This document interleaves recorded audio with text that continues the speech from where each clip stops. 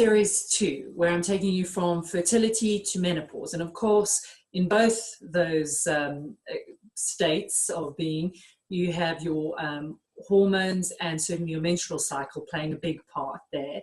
So I decided today in episode 1 is to just explain exactly what's happening in each of the 4 stages of your menstrual cycle. We're not going to go into it super in depth. You may not have learned that at school, but I think in general, most women have no idea. They know that how long they perhaps bleed for, but they don't really understand the different stages of their cycle. And more importantly about that, I'd like to explain to you what happens in each cycle with regards to the hormone fluctuations and how that affects your energy levels and your metabolic state, so you can understand about how to work with your body by doing exercise that's appropriate to your energy levels in that week, and also understand what's happening with the hormones, and that'll affect certain dietary choices so that you can help manage your weight as well.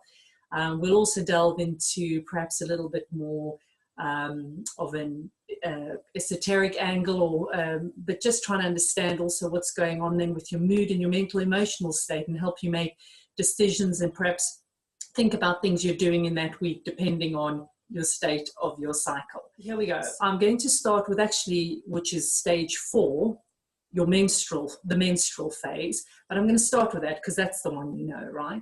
So your menstrual phase is day 1 to 5, or sometimes 7 for some women. That is where you're bleeding, right? You're shedding the lining of your uterus, and you're bleeding.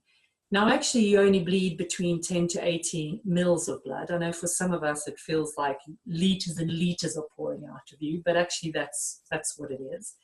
The common symptoms, obviously, around that time are often abdominal cramping, and which you may or may not experience, but the abdominal cramping actually does help expel those fluids. So that's why that comes into play there.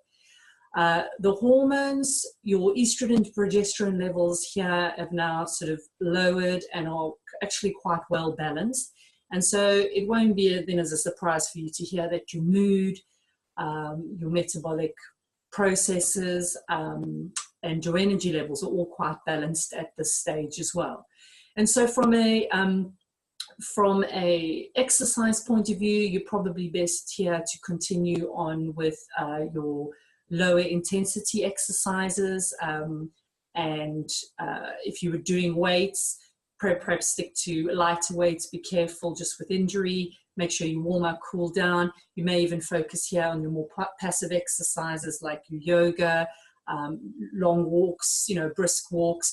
But when I say lower intensity, I don't mean to lower it right down. It all depends on what your normal level of intensity is, and maybe just take it down a notch, which may still be a high intensity for somebody else. But typically here, you're getting to a stage where everything's well balanced. You also maybe want to take this time to reevaluate your training program, look at your motivation, where you fell down during the previous month.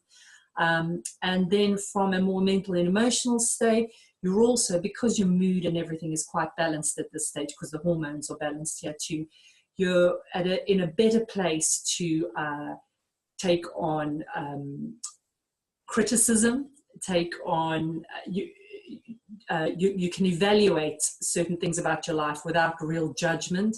You can be a lot more open-minded in this state. So if you apply that state of mind into your daily life, think about in work situations, maybe that's where you can be really honest with yourself, give yourself an appraisal about where or what you're doing, and be open to, in this stage, and during your menstruation is when you're actually more open to those sort of gut instincts. So be aware of that. Look out for it. Maybe this is a trend that you notice anyway during that time or stage in your cycle. Right, so the next stage after the menstrual phase is the follicular phase, and this is often considered stage 1, but that's by the by. So the follicular phase starts the same day as your menstrual cycle, but lasts for 7 more days or a few more days. So day 1 to 14, whereas your menstrual phase was 1 to 5. So this is already starting to happen in the background while you're menstruating. And this is where FSH, follicle stimulating hormone is released, and this acts on the ovaries to cause the development and maturation of an egg cell into a structure which was then called a follicle. That follicle then releases estrogen, which causes the thickening of the lining of your uterus. So that's FSH. The hormones at play here, obviously the FSH, follicle stimulating hormone, but estrogen begins to rise at this during this stage as well. Your energy levels will start to rise with the rise in estrogen, so it's a good time here to start doing the high intensity interval training, increasing the intensity, especially if you've just come out of having your period where you've kind of toned everything down and slowed it all down. Now you can start to slowly build up again, get that high intensity going, because as your estrogen levels are also now rising, and estrogen plays a part on, has an effect on the insulin, the hormone insulin, and it strengthens the effect of insulin. Now, insulin, you would have heard of, has an effect on balancing your blood sugar levels, and in fact, it does more than that. It governs the way we store carbohydrates and how we synthesize proteins. So what that means for you is that during this time where estrogen is having a strengthening effect on insulin, you actually can tolerate carbs better and build muscle more easily at this stage, because estrogen has a positive effect on insulin, okay? And that'll change later in the cycles, and you'll see that. So during this stage, day 1 to 14, so as you're finishing off with your period and continuing, you will see, and it may even start to happen while you're still having your period, your energy level starts to increase. You really can take on, this is often the time where people go, right, I'm going to take on new projects, I'm going to start that exercise routine. You just have real energy, you real go, you're really up for anything. So it's a time to start exercise-wise anyway, really build it up now, increase your intensity. And from a mental emotional state, of course, dream big, start new projects. Your creative energy is really big at this time, but you've got that real, right, exciting, let's start, we're gonna create something, right? And that's exactly what's happening in your body. Your body is preparing for the potential creating a life, right? So if you want to work with your body in that way, that's how you can look at it there. The next stage is the ovulation phase. Now, the ovulation phase, I think, especially if you were trying to get pregnant, you're very, very aware of this phase. This one happens on day 14 of your cycle and only lasts between 12 to 48 hours.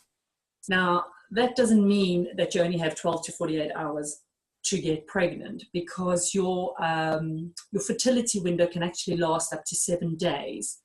And that's down to the fact that sperm can stay alive or viable in the woman's reproductive tract for up to 7 days. So, but the actual ovulation phase is 12 to 48 hours. So that's a small window there in which you should be having sex if you're intending on falling pregnant, but you do have up to around 7 days there to fall pregnant. And the main hormone being released there is your luteinizing hormone, LH, and that causes the egg that was developing and maturing in the previous phase, in the follicular phase, causes that mature egg to be released from the ovaries and move into the fallopian tubes. When the egg breaks free from the follicle and then released into the fallopian tubes, that is when progesterone is secreted, right? So you've got your luteinizing hormone and progesterone happening in this phase. So Your estrogen levels are still quite high in this phase from before. So the effects remain the same. You're still quite energetic here in this ovulation phase. And in fact, you may find that you're quite flirty, quite chatty. And you can see evolutionary why that would happen, because, you know, you need to make yourself attractive and as a prospect for your body's preparing to have a baby or to create a life. So everything about you is quite outward going. You're quite a good communicator at this point. You can really say exactly how you feel, convey how you feel. Think flirty, really flirty. And you're attractive at this point. People are captivated by what you say. Great energy. And so think about, from a mental emotional point of view, if there's at work, again, I take it back to the work environment, if there are any important conversations you're wanting to have right now, maybe even ask for that raise. When you're ovulating, that's probably the time to do it, because everything about your body is just saying, hey, I'm ready, I can do this, I'm up for this, and you're attracting people at this point. So this phase only lasts 12 to 48 hours, so you've got to be quick. But quite often, women are very aware of this phase kicking in. So after the ovulation phase, which is day 14, 12 to 48 hours roughly, you then have the luteal phase, which continues from day 15 to day 28, towards the end of your cycle, before you start again.